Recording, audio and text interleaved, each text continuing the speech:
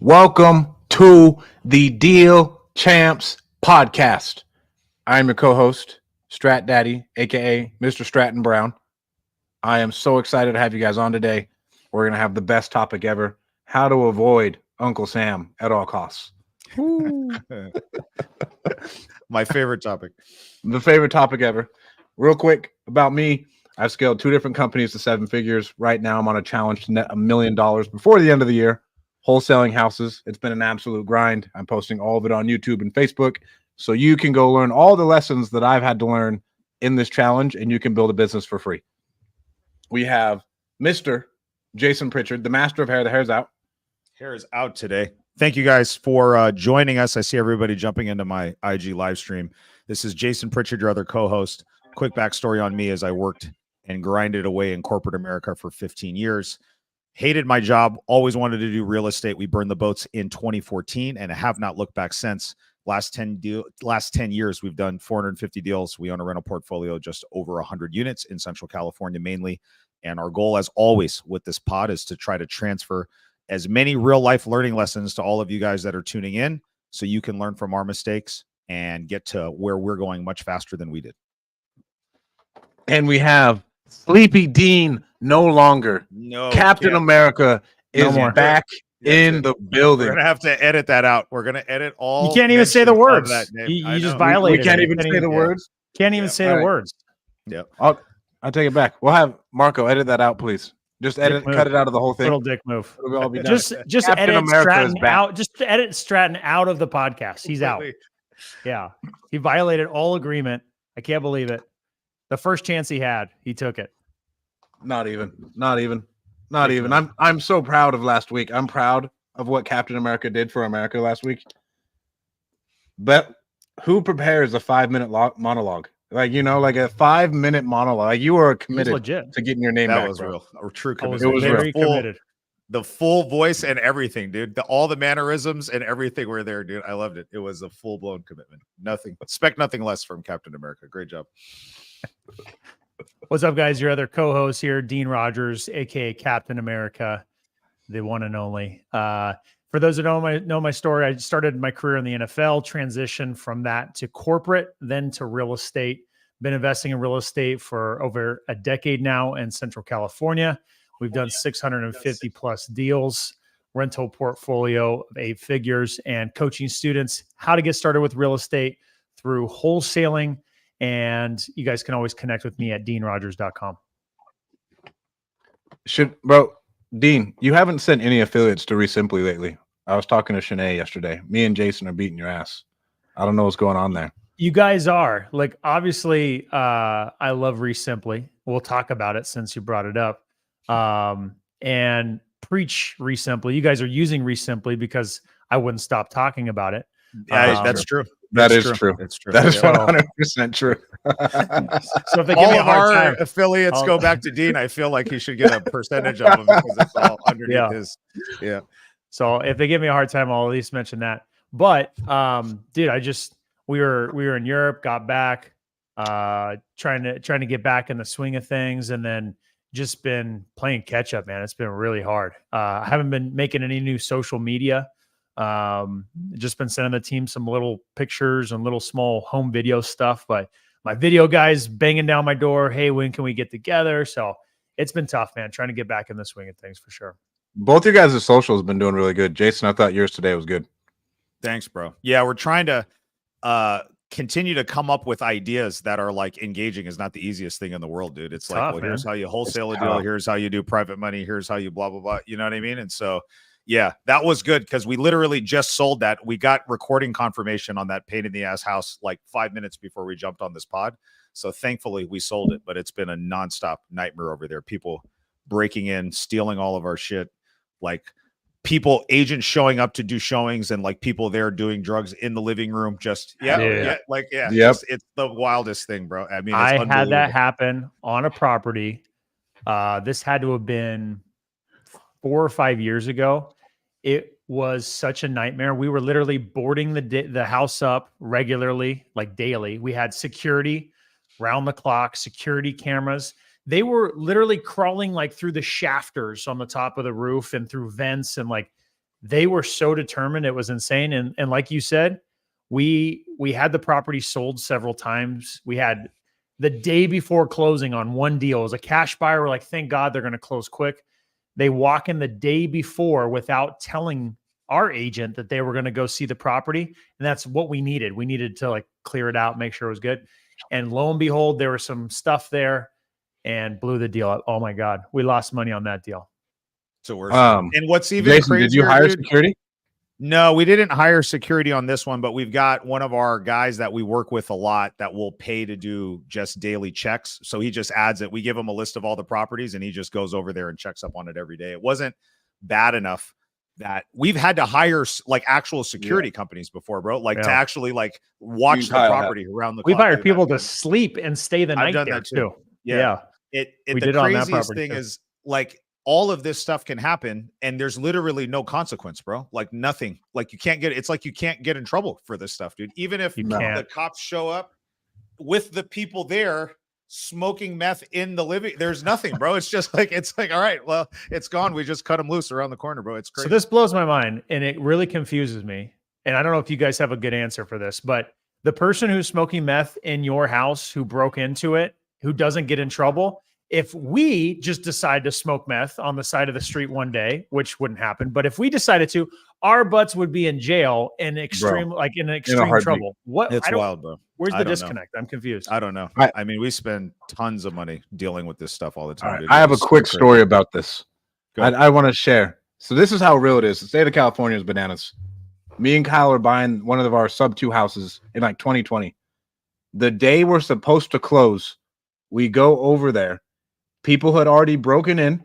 They were doing meth in the back room. They had already ripped off our security cameras that the homeowner left there. And so we call the cops, we get them out.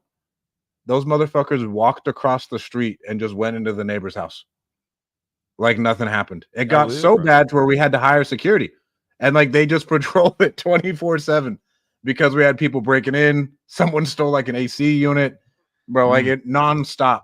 But this was a 93702. And so I've seen the craziest stuff, bro. Listen to this story. Since we're telling trading war stories, I'll share the craziest story, dude. So a few years ago, we bought an 8-unit apartment on Glen here in Fresno in 93701. And it's a rough neighborhood, right? And my son Allen? at the time, from Allen, I bought it from Allen. So my son was 18 years old at the time, and I was kind of bringing him in to help me with the business. And so I was like, hey, I need you to open this up. We have a showing scheduled for a prospective tenant. Just open it up, show it to them, and then, we'll follow up to see if they're interested in the house. So he goes, does the showing. Some crazy person comes, pulls a knife out. I remember this, bro. Doorstep. My son was smart enough to lock the door, shut it. The guy went out in the front yard, slashed my son's tires, slashed the tenant's tires. Okay. And then I jet over there. Cops come. The cops had him like hooked up right there on the sidewalk. Okay. So I was like, well, at least they arrested him. I saw him getting handcuffed and being put in the thing. I'm standing there with my son just afterwards trying to like assess what's going on. 20 minutes later, the guy walks back up and pulls a fucking knife on me, dude, right there. So they literally took him around the corner. I don't know if they cited him or didn't do anything, and then just let him walk. And he walked back and started getting in my face in the time that I got there. Dude, it's freaking crazy, bro. I couldn't believe it. So did they pick him up after that? No, I called the cops and was just like, what the hell is going on? Blah, blah, blah. They came back out, but nothing ever came of it, dude. And it was it was the wildest scenario that I'd ever seen. And I freaked out just because it was my son. And obviously, you never want him to be in that situation. But I just couldn't believe that. I mean, it's one thing to like break into the property in the middle of the night and do drugs. It's another thing to like pull a knife on somebody and then slash the tires. And then, you know what I mean? And that's not even enough to get arrested. It's insane, bro. Do you have your CCW?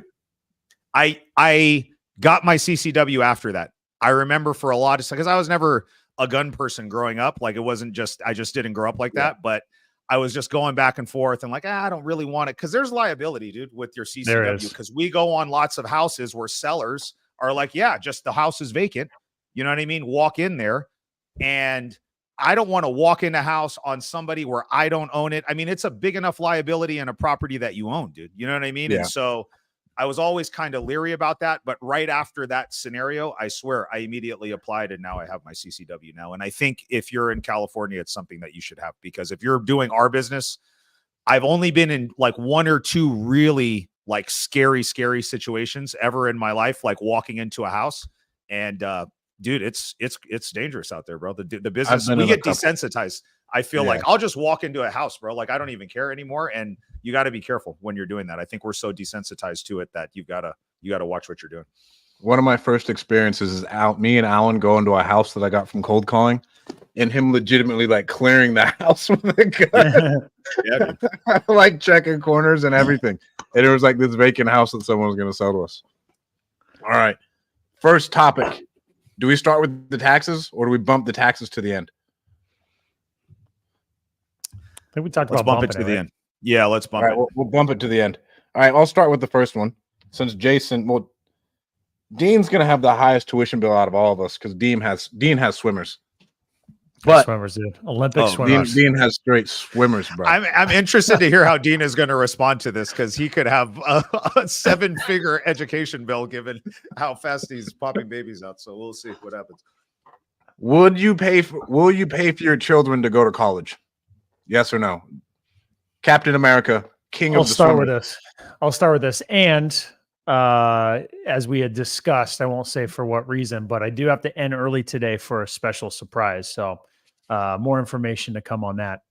But will I pay for my kids' college? So here's my thing. When I first had my kids, my oldest being 8 years ago, you start to become aware of and bombarded with the things you should be doing for your kids' future, right? Setting up special retirement account stuff or school. I'm forgetting the proper words here, but special accounts where you can put money into it and it will be for their college and things like that, right? For me, I never believed in that because very quickly I almost became jaded on that topic as I became an entrepreneur and realized that none of what I did in school prepared me for real life, like accounting and like managing money and things like that. And oh, by the way, all these really important big life decisions I'm making is just simple elementary math. All the calculus I took was just a waste of, my memory space and frying my brain and stressing myself out. So I started to really feel like, dude, college was a waste of time and wasn't going to help me in the real world. And I'll be better off just teaching my kids what I've learned as a business owner, as an entrepreneur, as a real estate investor, because I'd like them to do the same, right? You can't force them. I think that would be better for their life by far. Now, I was reflecting on it as we thought about this topic. The one thing I do believe college is good for is for maturing and learning how to take care of yourself without the living in your parents' house. Do you still have a safety blanket being in the education system? You're not really out in the real world. Yes, but you have to learn how to do laundry and cook food. And for me, that stuff was actually super valuable and important. You have to learn how to manage your schedule without your parents telling you to go to class and stuff like that. Manage going out or not going out with friends, things like that. So I think that type of stuff is helpful for the real world. And one other thing, this wasn't my story because I met my wife in high school, but one other thing, I think a lot of people meet some of their best friends and their significant others in college. So to not discount that, I honestly would send my kids to college just for the fact of maturing, the relationships, the potential spouse they might meet there. I am literally considering, as I've written it off in the past, I've recently started to think like maybe it would be better for their entire life to go through that experience. But I will also say, do I think college is valuable for what they'll likely do in life, right? Assuming they're not going to be a doctor, assuming they're not going to be a teacher or a historian or something else that college would and can be very useful for. I don't think the school part will be helpful, but I think the relationships that could be gained from there and the life skills could and would be very helpful and useful. So will I send my kids to college? I think we'll see. We'll see if they even want to go. We're not really fully immersed in the school system right now anyway. So That's my 2 cents. Are you fitting the bill for it though? Are you footing the bill? Yeah, Are like, you going to pay? Are you Ah. paying for it? Okay, so we're bringing it if back to they that. want to go, are you actually going to cut the check for them to Like, go? are you cutting the check for all 12 of your kids to go to an Ivy League school? Here's my answer to that is I don't want them to spend that time working, because I know lots of people who had to work that whole time and they couldn't experience building the relationships and what I just got done talking about. So would I foot the bill? I would. And I would damn sure hope that there's enough genetics in them that they could earn a scholarship in a sport and help pay the way. So Yeah, that's Dino. When do you need to dip? It's 3. as soon as someone starts banging on my door. All right. So Okay. Go next, Maybe 10, Strat. I'm 15 going to go minutes. last. I have an actual kid in college right now, so I have the real life experience. I want to hear your response here. All right. So the biggest thing for me when I first got started, I was like, Zeno, when Zeno's mom got pregnant, she was ranked 3rd in the country in track, and I was on my way to the Seahawks. And so my first response was, you have enough genetics to where, no, I'm not paying for shit. Figure shit out. Work kind of hard, and you'll probably get a scholarship or something. Right. And I, like Dean, I feel like the majority of my children, just with our background, they should be able to get some type of athletic scholarship and it not be a big deal. So that's like number one, is I'm going to push them into doing some type of athletic ability so you can see what type of scholarships you can get. And that'll be good for you mentally and everything else. On top of that, if you're in school, you should get good grades. I would rather say, I want you to get good grades and see if you can get scholarships that way. Right. I wasn't the best in school. My parents didn't necessarily care about it as much. Kalani is huge in it, and she's really, really smart. And so I guarantee you she's going to be on their ass about that. I do think college changed my life because I got to leave my hometown. Right. I grew up in a really small town in Utah, and then I moved to Fresno, California, which is drastically different. Right. Like in every aspect, my life changed. I met Kalani, who's my significant other there. I met some of my best friends in my life there. I moved to Fresno, and then I stayed here, and this is where I met Alan. So like all because I decided to go to college and play college football at Fresno State, my social skills got better. I met Alan, who is probably one of the most influential people in my life, right? Like all these things fell in place because I went to college at Fresno State. Yeah. And I would say I would love for my kids to play college sports because you see so much about the world. One of my best friends in college was so poor that he had to heat his house with their oven. He was like, bro, we just had to turn the oven on. And he grew up in like Muskegon, Michigan. Not once in my life was that an aspect that I had to worry about. And so like I got exposed to all these different types of ways that everyone else in the world got to live. And I feel like it made me a significantly better person. And then I'd say the last thing, besides like Kalani was my first friend in college who I met, right? And then we ended up together. I would say, have you guys heard of the PayPal Mafia? Yeah. It'd be pretty dope if I sent my kid to Stanford and he ends up in a PayPal Mafia. So the PayPal Mafia, I think there's 12 of them, right? So 12 different people who were in PayPal, including Peter Thiel, Elon Musk, all came from like Stanford Business School. And they run LinkedIn, Netflix, PayPal, they've started all these billion-dollar companies, Palantir, and it all came from their college group of friends. Yeah. And so I do think there's a lot to be said where you're in an environment where you're exposed to completely different things. You get to be out on your own thinking. You aren't, like you said, Dean, there's no one like else in your life. Your parents aren't necessarily there, and you got to learn how to not be an alcoholic. You got to learn how to make right choices. You got to learn how to show up on time. Like, because college football for me was like the military, essentially, right? Like, you need to be here on time or you're fucked. Like, there will be consequences. But I'd say those things between friends, world exposure, and then if they are going to go to college, we're not getting any underwater basket weaving degrees. Like, you need to get something that is very tangible. I'm not going to pay for you to get a liberal arts degree. Like, that's just like, let's get something tangible that we can actually fall back on. And you can go and you can apply it in the real world. If everything else goes to shit, you can go get a job. It's interesting because I'm going to tell you what my younger son is going to school for. And so your answer is yes. Both of your answers are yes. You're paying for your kids to go to school. Is he going to college for liberal arts like Stratton said? I'll tell you right now. I'll tell you right now. Oh my God. Yeah. He's about to tell Are us. you? Yes. You're saying yes. You're going to pay? at this point, I've come to the conclusion if they exhaust, so if they go, they get good grades, they apply for scholarships there, and they try their best in like athletics, and they try and they don't get any. Yes, we'll pay for their college. Kalani's adamant about it. I was like on the fence, but she's like, no, we're fucking paying for our kids to get exposed and go to a better environment. It was so for me, I initially thought before my either of my kids ever went to school or to college, I was no, I'm not going to pay. I felt like there was something to be said about learning how to figure it out from a young age, right? And I think that there is some value in putting your kids through some challenging life circumstances. Obviously, as parents, I had support while I was going through school. You should be a safety net, I think, right? And they're not just flying solo on their own. But I did see some value in it. So my initial thought was like, I don't know. I don't know that I'm going to pay for this. I would be open to the idea of them like paying for it, getting loans. And if they complete college, I would be open to paying like those loans off. But I didn't love the idea of just writing a check at the beginning. Right. And so my younger son right now is going to school for theater. So his major is theater. And so Stratton. Yeah, baby.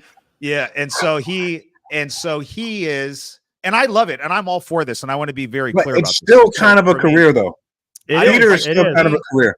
So for me, I don't even care about the career aspect. Here's what I care about, dude. Like, this is what I've learned from spending 15 years in corporate America, and then also like now finding what my vehicle was supposed to be. My dad ingrained this to me, but it took me finding real estate to figure this out. Your life changes when you find the thing that you were meant to do on this earth. And I'm a really big believer in that, dude. And so I don't give a, if theater is this thing, dude, I'll go sit in the front row of every single thing that he wants to do. I'll pay for it. I don't give a shit. I just want him to be able to like have the opportunity to try some of that out, dude. You know what I'm saying? And think if the passion's there, right? Fuck yeah, dude. I'm with it. You know what I mean? Like, it doesn't need to be real estate, doesn't need to be entrepreneur. If that's what you want to do, I'm with it, and I will financially support it. And it's funny because when I first thought about it, I was like, well, no, I don't really want to write this check. But it is a different thing. And we were talking about this when we were brainstorming the pod, like when that $7,000 housing bill is due and your kid waits a week before that bill is due, and otherwise he's going to get like kicked out of the dorm. It's like, you're going to pay that bill, dude. At least guys like us, I feel like are, dude. You know what I'm saying? And so I do feel like, and he works, and that makes me very proud. He has gotten a job. He works, he contributes, and he uses that money for like social life and to help where he can. But now I'm at a space, even though I was not like, I didn't think I saw myself paying for school. Now I am, and I'm totally fine with it. And if Jen's on here, she can give you an idea of what she's paid. I don't know how much we paid recently, but she's the one that strokes the checks when we pay for the housing and stuff like that. So yeah, dude, it's an interesting dichotomy. I think it's still like there's plenty of people who are acting throughout the world and like in plays and everything else, and you could become a hell of a salesman. He may not think he's going to be a salesman, but he could become a hell of a salesman, right? For sure. But I still feel like theater is a skill that is monetizable. My thing is like we got to get a return. I guess I'm not very pragmatic that way, if that's the right word. If we're going to go and we're going to spend 4 years of our life, we need to get a return on the time. Even if it is like a passionate thing, like, bro, we can go do improv on the weekends. Yep. Right. But like, at least with theater, we can go. My parents took me to plays all the time growing up at like Tuacahn. People come from all around the world to go to St. George, Utah, down like where you were the other day, Jason. And it's this Red Rock Theater. They bring in actors from all around the world and pay them to be here and do all sorts of different plays. So I wouldn't necessarily push back on that. But so I have a huge issue with Africana studies. And this is a completely different rant. But as a college athlete, Dean knows what I'm talking about. They'll throw you in just whatever they can to make sure you're still eligible. And then you can't do anything with your Africana studies degree. And then it's like you didn't even go to college and you wasted your 4 years. And I've seen it happen to my friends.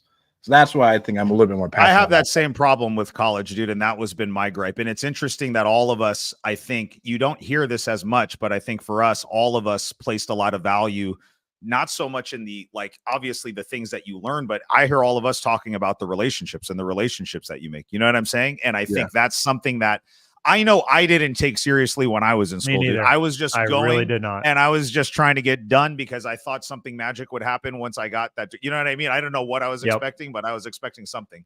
And If only we knew what we knew now, right? Yeah, dude, it's crazy, bro. It's just like if I would have taken that serious and actually invested, and I have some buddies that do, and they're not like PayPal Mafia, but they've made these like really amazing connections because they were in business fraternities or there are these other things where they're the people that they're close with now that are highly successful. And I think that's something that isn't spoken about enough. I love leaning into the relationships.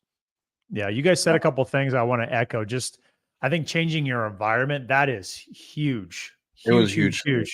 And that's what's cool about being in sports is you see people coming from all walks of life, but just getting out of your normal environment and your little bubble is hugely eye-opening. And what you said, Jason, if it's something you're passionate about, even if it's not business related, because we're obviously just hyper and like focused on it's got to be an accounting degree or a business degree or finance degree or something, right? Hey, dude, if you're super passionate about theater, like you should see that out. Because if you just don't go through that, you don't go to college, there's not really a vehicle so much for that otherwise. And that might be what you want to do for your entire life. And I have my best friend's brother who went to that for school. He went completely out of his environment from Hawaii to Michigan State. He was the mascot dressed up for the football games and ran the whole entire student section and running theater and has done stuff in Hollywood. He's been on commercials. He's been in movies. He's done voiceover stuff. He's been in video games. Like he's done a lot of really cool things, and that's him.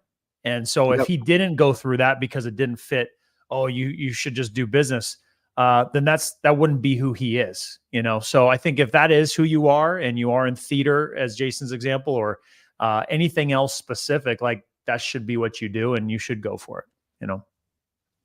I love it. And it is something to be said. I love as the providers and the breadwinners to be able to unlock our kids' ability to pursue those things without having to be spread so thin because they're grinding 10 hours a day at McDonald's, making minimum wage just to pay. You know what I'm saying?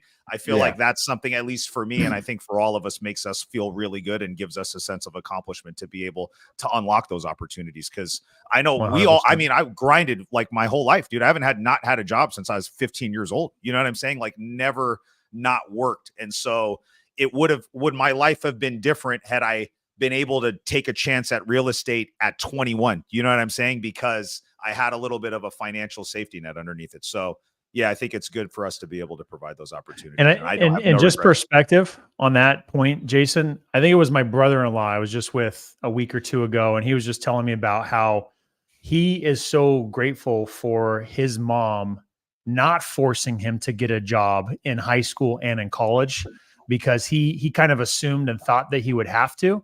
And she's like, no, don't get a job. Just enjoy this time. It's once in a lifetime. And he's, forever grateful for that. So I think that's huge. And I agree with you. I would want to provide that for my kids as well. Real quick, let's hit these comments. Yep. Mice says he can drop a lot of gems on this topic. Mice was a teammate of mine at Fresno State. Landon Horn was a teammate of mine at at Snow College. He played tight end. And then Shanae, as someone who is huge on education, has 2 BAs. I've thought about this. She loved it because she's not a fan of paying for it for her kids. My son needs to be an entrepreneur or a tradesman, as education is not his bag, or nor in sports. My daughter, maybe. We did forget about the trades. I'd pay for trade school all day.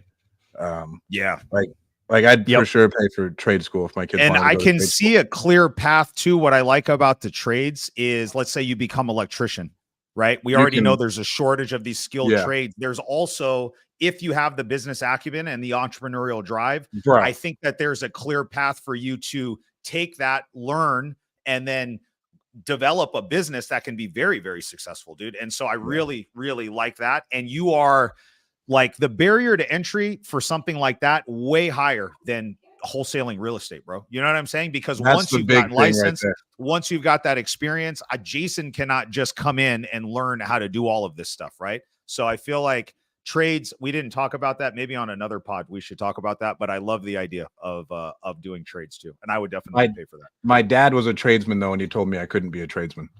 Like he was like, "You're going to be a fucking dentist," is what because my dad's an electrician. Isn't that wild, dude? He was like, "You're going to be a the fucking exact dentist." opposite. It's so wild, bro, because I feel like Yeah. we've seen like full circle what it is, right? And now, I mean, if you want to be a dentist or a doctor or a lawyer or whatever, and that's your passion, like great, go do it. You know what I mean? But yeah, dude, it's I think school, you have to figure out what you could really see yourself doing, man. I think the passion and doing something you love is important. I had And then- Isaac on my IG. He said, "Why not relationships and business?" Right? Made the point about relationships in school. I think you 100% can jump right into business, skip college, and if you're extremely intentional about your relationships and business, and we talk about surrounding yourself with people that are performing at a higher level, and that will get you to where you want to go faster. Being a part of coaching programs or masterminds and things, communities that are going to help you get there faster. I 100% agree with Isaac. I just think the point of relationships in college is you're in a microscopic, area, a bubble that is just purely about that. I mean, you're like, to start, usually in dorm rooms, and you're literally like spending day and night with all these people and just goofing off and, building these fun relationships that can later become PayPal Mafia or whatever it is, right? And I would say, like, yeah, you could say, well, I wish I would have started business at 18. 18-year-old Stratton couldn't have done fucking shit. Like 18-year-old Stratton was not prepared to do what is needed or had anywhere near the acumen and skills to do it. And odds are your child is not that talented. If you want me to be honest. Like, it's just like your kid going D1. Odds are your child is just not that talented. The only person I know who went into business fresh out of high school is like Josh Snow. And Josh is like the most talented entrepreneur I've ever met who's our age. Yeah. You're in a area when college, relationships, going back to college and then doing that, you're around other people that are your age, your maturity level, your experience level. So you're not just getting dumped into like some networking event where it can be super intimidating talking to people that are like high achieving professionals. You've never done a deal. And it's like, what the hell am I even going to say to somebody like this? So I think I do see the value in that too, man. So I like the idea of the relationship capital and what you can get from going to school. 100% would pay for it. I love it. All right. Dino's got to hop unless you have anything else, Dino.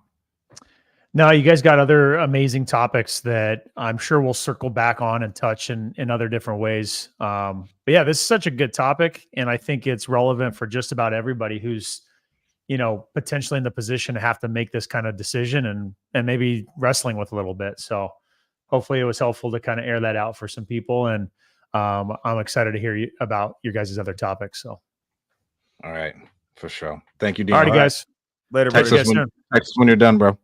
All righty. I'll let you know. All right. What else? I've got a question in the chat. Let's get a random question in here. So I've got 9 to 5 landlord in my IG chat. Said, when you first went full-time with your real estate business, did you guys put yourself on payroll or you just lived deal to deal? I think this is a great question. And this, I feel like this wraps into one of the topics anyways. Yeah. To where the topic is, what is it? How do you manage your finances for your company? Yep. And so I'll take it first. At the beginning, the money is just the businesses. And my best example is your business is like a baby, right? And your baby needs to be fed, and the food is the money.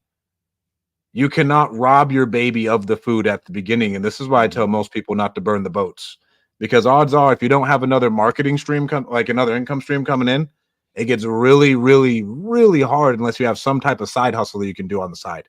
And then that still makes it even more distracting. If you can keep your job, keep that money coming in to feed you, and then the business can feed itself, all the better. Like when we grew Call Magicians, I think I took, if anything, like $20,000 out of it because we were growing like 100% month over month, and it would eat all of that cash with hires.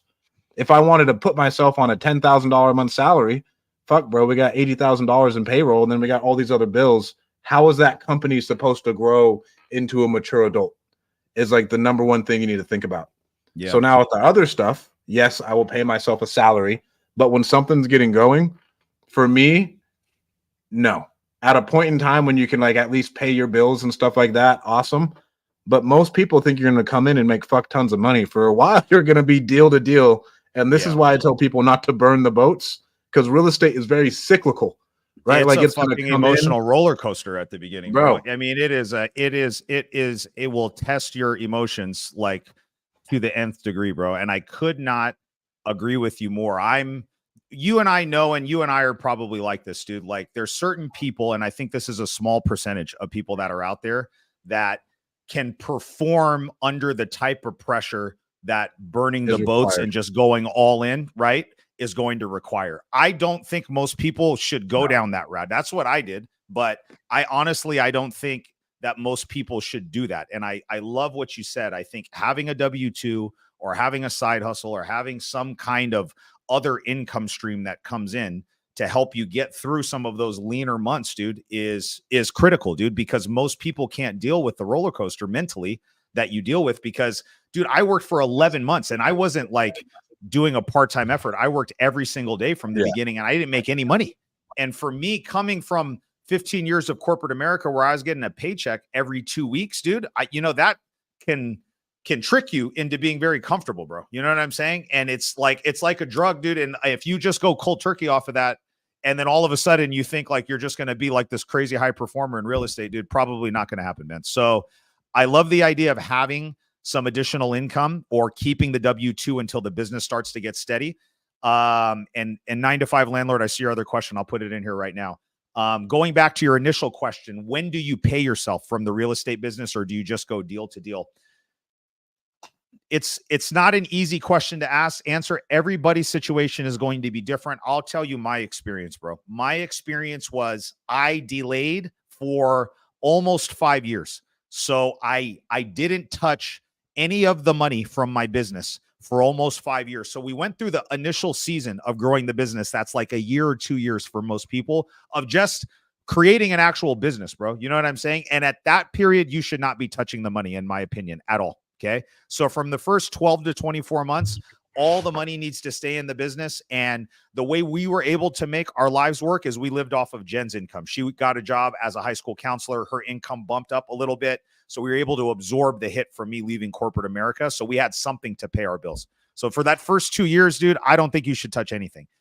The reason why we went almost 5 years is once we got some traction and some consistency, I was very fortunate going back to relationships. I met guys like Alan and Frank Romine and Parker and a lot of these guys that really encouraged me to start buying rental properties. And they said, Jason, if you just keep flipping houses, you just found yourself another high paying job. You need to start buying rentals. And for years, 2, 3, 4, and part of year 5, all I did was the excess money. I just took that and I bought rentals, and I bought 50 rentals in 3-year period, dude. And then we started actually touching some of the money that was in there. But I had a business that was mature at that point, or somewhat mature. Yeah, dude.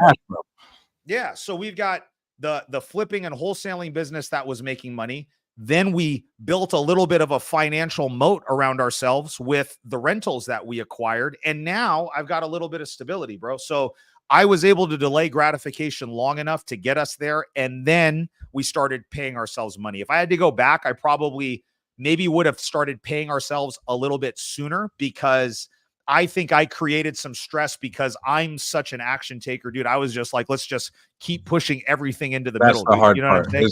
And that's me. That's not safe either, dude. You know what I'm saying? Like, you can't just push your chips into the middle every single time and just do that over and over and over again, because that can be irresponsible too, especially when you've got team members, you've got private money lenders to pay, you have all of these other responsibilities that you need to do. So you've got to find a little bit of a balance there, and then go from there. So here's a follow-up question from 9 to 5 landlord. He's the guy that asked the first one. So he said, I'm an accountant for my 9 to 5.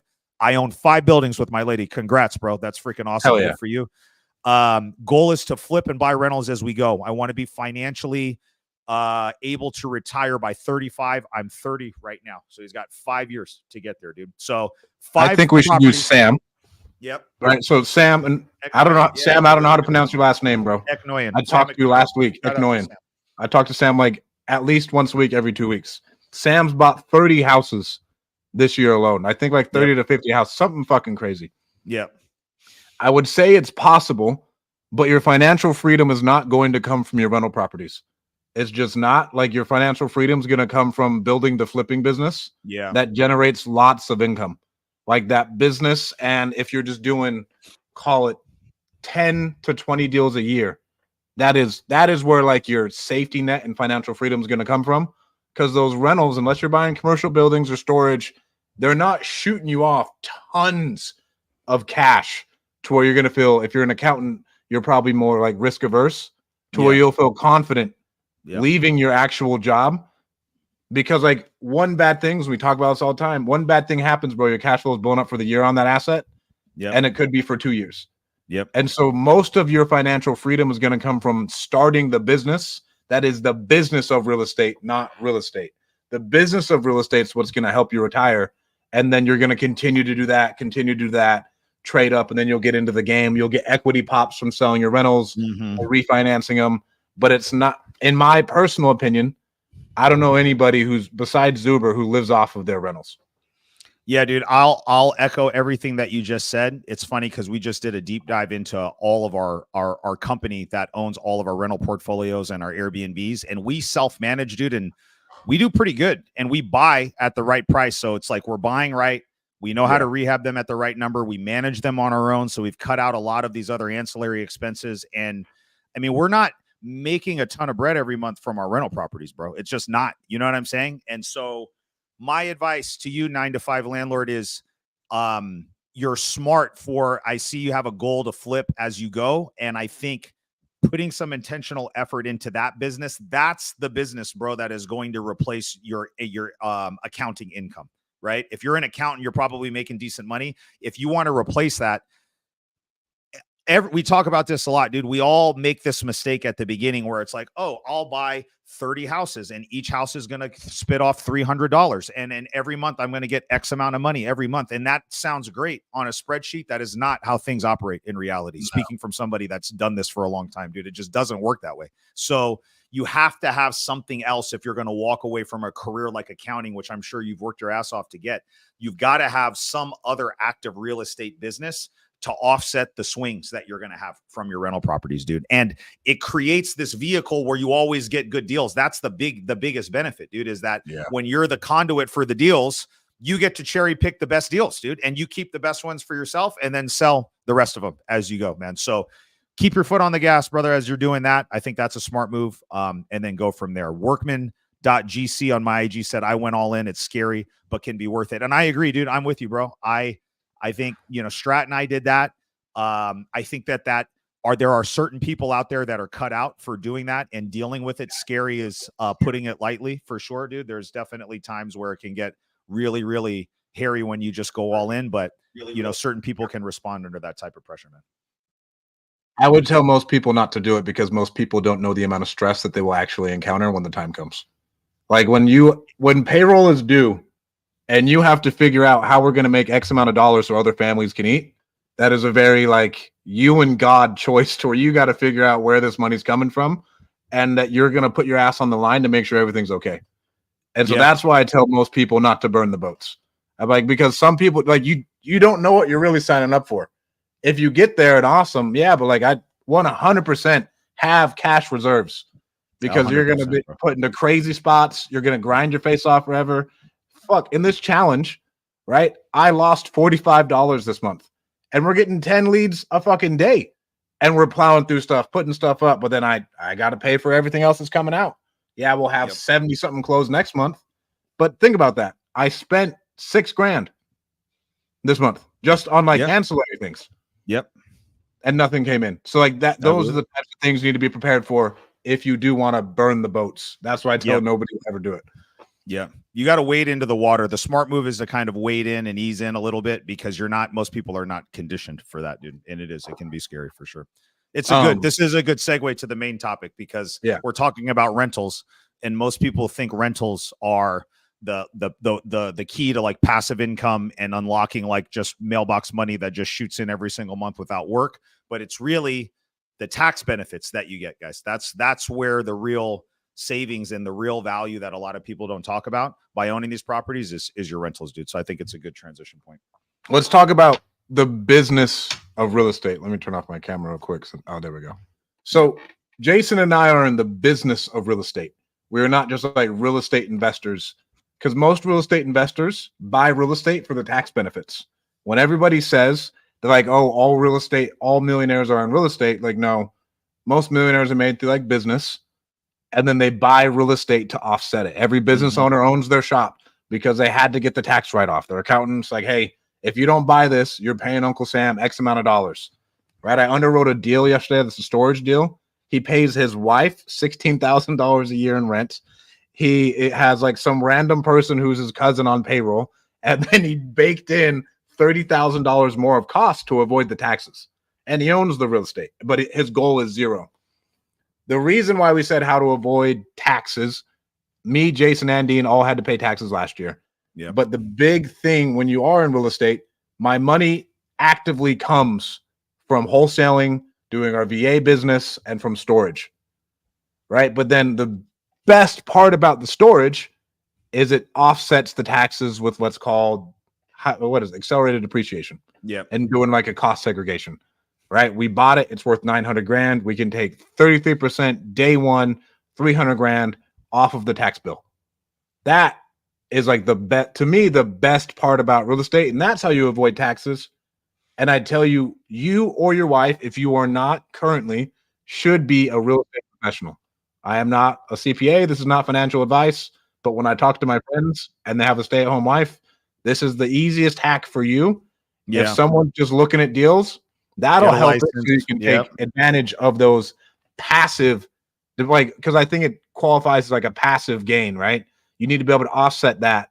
And the only way you can do that to the fullest is by being a real estate professional. Yeah, dude. And you need to be able to justify that. You can't just claim it without having proof, right? So one partner that is either active in the business or that is licensed that can actually show that you're spending the majority of your time doing this, right?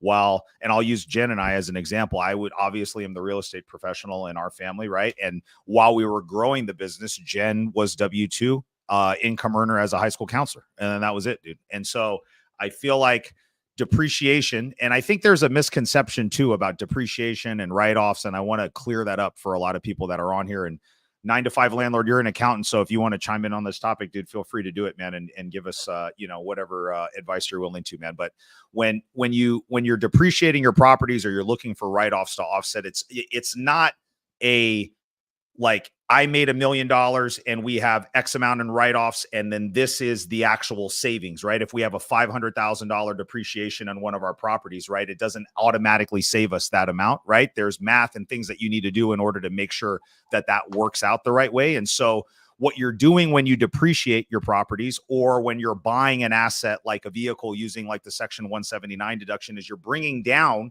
your taxable income. Right. So it's not just a dollar for dollar write-off, guys. It's how the game is. How do we bring our taxable income down to a point that lowers our tax liability to a threshold that you or your CPA and you feel comfortable with? Right. And so for us, we pretty aggressively depreciate all the rental properties, and all the money that we're making from our flipping and our wholesaling business, all that income that we earn, we use the depreciation from the rentals to offset that. And that's what allows us to bring our tax liability down. And it was funny. I brought up this story from Pace because I saw Pace post this yesterday. And he was like, I haven't paid $1 in taxes in a year. It's 7 years or something like that, right? I don't know if you saw that. We were talking about it, dude. But it was like, I have always showed a little bit of income, but I mean, there's some investors that I think we both know, dude, that get really hyper aggressive and then they wipe everything out. And so I think it was interesting us talking yesterday, dude. Yeah. And so our mentor, big homie Brad, is the only person who told me, Stratton, you need to be bankable. He was like, you can't just wipe out all of your income because the bank's not going to give you any fucking money. Yeah. He was like, if you want to like really grow and start buying assets, buying whatever you want, you can't just take a fat L every year. And Brad told me the amount of money he paid in taxes that year. And he's like, I did that on purpose. Because he would never have to pay taxes with how much real estate he owns. And he was like, I did it 100% on purpose so I can stay bankable. And he was the first person who like really brought that to my attention. But I will say, if you're a young business owner, I thought at the beginning when I wrote everything off, it'd be a write-off. And then I remember being down in LA with Kalani at one of her work trips. And I got a call from my CPA. And he's like, you owe $14,000 in taxes. And this is like my first year in business. Yeah. I was like, what the fuck do you mean I owe $14,000 in taxes? Like, I wrote off everything. What is this? Yeah. And I had to put off my taxes to pay it because I didn't know, and I thought it was all write off. And so you still want to save up that money and whatever, it's the 33%. So then you're prepared and you don't have to pay those taxes. I don't want to acknowledge that last comment just because I don't know if it's real. Oh, I didn't see it. Yeah, no, that's okay. We don't need to. 9 to 5 landlord chimed in a lot, dude. I appreciate you being so engaged in this. And my IG, he basically echoed exactly what you said. He said, but in turn, when it's time to go to a bank and get some form of lending for the next level of business, they can't get approved because they're not bankable, right? Yeah. And it's interesting. The guys that I would consider mentors to me, Brad is one of them, or just people that I go to that are very successful that I get advice from, almost 100% of them pay a big tax bill. And they state this exactly, dude. They're just like, hey, when you get to a certain level, you're just going to have to show a certain amount of money. And 9 to 5 landlord says, if you don't have the assets secured, so if you don't have the things that you want, your home, your office, etc., you should not be writing everything off. That's for seasoned business owners. And I agree, dude. I think every year, dude, we've showed money on our taxes. And you know, we find a threshold that I feel happy with, dude. And that's the big thing. So I don't think the tax strategy is complete and utter avoidance, I guess, right? Is not the right word, where we're going to zero every year. At least I've never subscribed to that idea. And people that I get advice from don't do that. But there's a strategy that you can do to offset some of it so we can limit it while at the same time being bankable and being able to go and leverage all the this is if you want to continue to play the real estate game, right? If you're like a creative finance guy, obviously you don't need to show anything else, but like not everybody is Pace Morby and can go buy 300 units without tax returns. You know, like if you're a business owner and you want to offset your taxes, awesome. But if you ever need to get access to capital, that is when the time comes where you're going to need to show tax returns, show income. If you're going to take on any sort of debt for like your company needs to grow, you want to get like something like that, taxes have to be shown. Yep. That is what I've run into to where everyone's like, oh, I don't want to pay any taxes. I don't want to pay any taxes. It doesn't quite work that way. Well, your 9 to 5 landlord guy has had some sauce. Does he have any other sauce for us? No, bro. I appreciate you jumping on, man. I think that was really good. We appreciate the engagement. If you guys have any last minute questions, I've got a few here that I'll drop off into the chat. And then if you guys have anything else that you want us to answer before we jump off, let us know. So easy one. What rental management company do you like in Fresno, California? I would recommend Regency Property Management. This is for Tamara. Regency Property Management is a good company that we would recommend. What price points and rent rates? This is from Sam. What price point and rent rates are you shooting for long-term rentals in Central California? That's a good question. So Sam, we own lots of rental properties here, and it is becoming more and more difficult to make the numbers work with rates, what they're doing right now. I'm closing in a week or two a refinance on a property that I own. That this is the properties that I find that are working well if you can find the right deal. Small multifamily. It's difficult right now, even if you get a smoking deal on a single family house in Fresno. I'm talking about Fresno, California specifically right now. Even if you get a really, really good deal on a single family house, prices have gone up. So even your baseline for what you're paying for a smoking deal nowadays, right? I used to buy properties for $50,000, $60,000, $70,000. That same house all day long, we're paying $150,000 to $174,000. And then after you go in and remodel it and spend $50,000 to $75,000, and then you try to go refinance that, you're all into that property with the cost of borrowing money and everything else for like $250,000, $260,000, dude. And if you're refinancing at 7%, or if you're using a DSCR loan, it could be higher right now. I was at 7.25% for mine. You're going to be best case throwing off $100 a month, but most likely you're going to be cash flow negative, especially once you account for vacancies and repairs. So what's working really well for me right now, Sam, small multifamily, specifically like 2 to 4 units. So if we can get a property that's like 2 houses on one lot, that's the house that we're refinancing right now.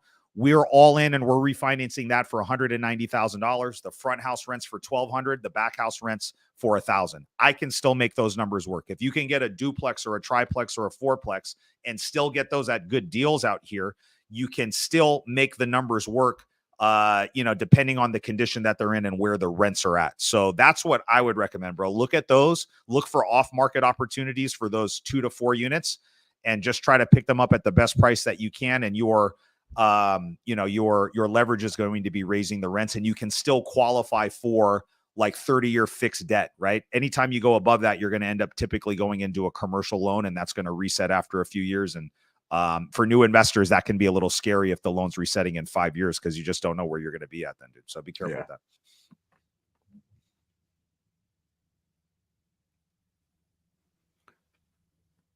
That's it. What else, my dude? No. I mean, I don't have anything as far as like Central California. I think it's rough. We cannot find good sub 2 deals out here. I get sent them all the time, and it's all just nonsense.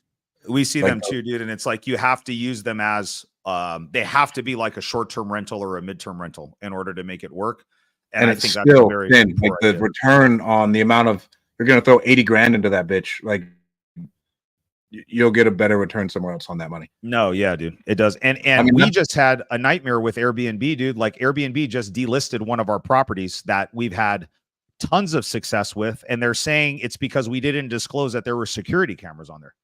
And because they're going through this whole. We've had this thing disclosed since we listed the property, and we showed them proof, but it got pulled off the platform for a month, and we're still fighting them, dude. You know what I'm saying? And so it's like, when you put all your eggs in a basket like that, dude, you got to be really, really careful, because at least with that property, I could just turn around and rent it because I got it at a great price and the numbers still work. But if all your exit strategy is Airbnb and that doesn't work, or Airbnb decides to delist your property like they just did with ours for no good reason, then it can be tough. I've become very wary on make sure you are as close as possible to the money. Right, to where we've built multiple businesses to where it relied on like when we built the Amazon stuff, 2 other people had to get paid before we got paid. ERC, 2 other people had to get paid before we got paid. That is a recipe to where if one link doesn't work, that's a lot of time and effort and a lot of exposure if you're not ready. Yeah. All right, bro. That's all I have. If you don't have any other comments, bro, let's wrap it up. That's it, man. Here's a good one from, it looks like Travis Silva. How can a real estate agent transition into flips and rentals? We'll wrap with this, dude. So Travis, dude, here's a subject that's near and dear to my heart. I think especially now with all the changes with this NAR settlement and the way that the market has reacted in the last year and a half, a lot of the transactions have just compressed. And I think the people that are going to not just survive, but thrive in this upcoming market are going to have multiple tools in their toolbox. They can't just be a one-trick pony. So you can't just be an agent, can't just be a fixer and flipper. You've got to have lots of different options. You've got to be able to do creative. You got to be able to do investments. Having your agent's license is a good thing too.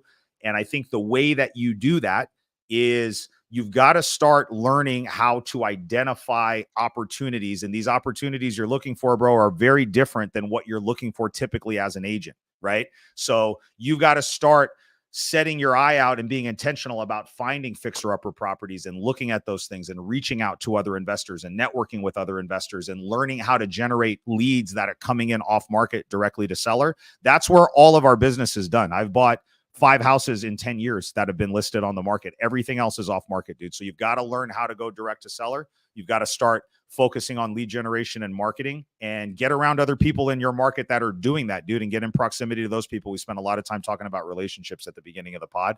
I think being in close proximity to other agents that are successfully doing both will get you there faster. Bro, I need to keep telling people to like and subscribe. I keep forgetting to do that at the beginning. Don't forget to hit like and subscribe. Share this with your friends. If you're an agent, go to meetups. Go to the investor meetups. Go meet the people in the community who are doing it.